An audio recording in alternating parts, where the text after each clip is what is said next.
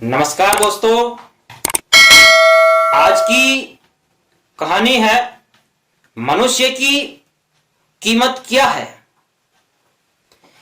एक व्यक्ति था, उसके लोहे का काम था और वो लोहे का काम किया करता था।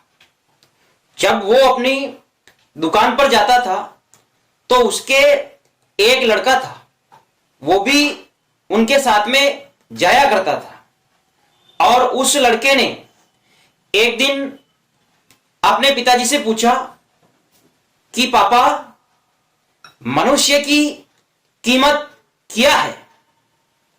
तब उसके पिता ने कहा कि बेटा, मनुष्य तो अनमोल है, उसकी कोई कीमत नहीं है।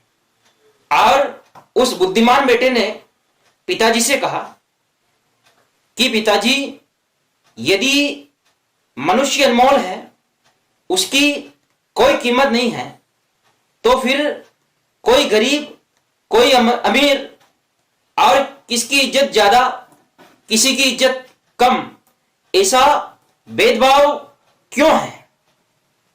तब उस पिता ने कहा कि बेटा, आप ऐसा करो, स्टोर रूम से लोहे की एक रोड लेके आओ। और वो बेटा लोहे की एक रोड लेके आया और लाके कहा, ये रखी है पिताजी, बताइए। तब उस पिता ने कहा कि मैं इस रोड की छोटी छोटी कीलें बना दूं तो इसकी कीमत क्या हो जाएगी। बुद्धिमान बेटे ने विचार किया, सोचा और कहा कि पिताजी, इसकी कीमत लगभग 1000 रुपये होगी।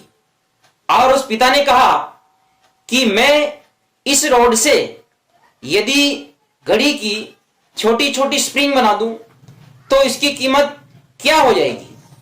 फिर बुद्धिमान बेटे ने सोचा, इस बार कुछ ज्यादा देर तक सोचा और वो सोचता रहा। फिर उसने कहा कि पिताजी, इसकी कीमत तो बहुत ज्यादा हो जाएगी। और उस पिता ने अपने बेटे से कहा कि बेटा, मनुष्य अभी क्या है यह महत्वपूर्ण नहीं है, लेकिन वो अपने आप को कितना बदल सकता है और अपने आप को क्या बना सकता है, यह बात महत्वपूर्ण है।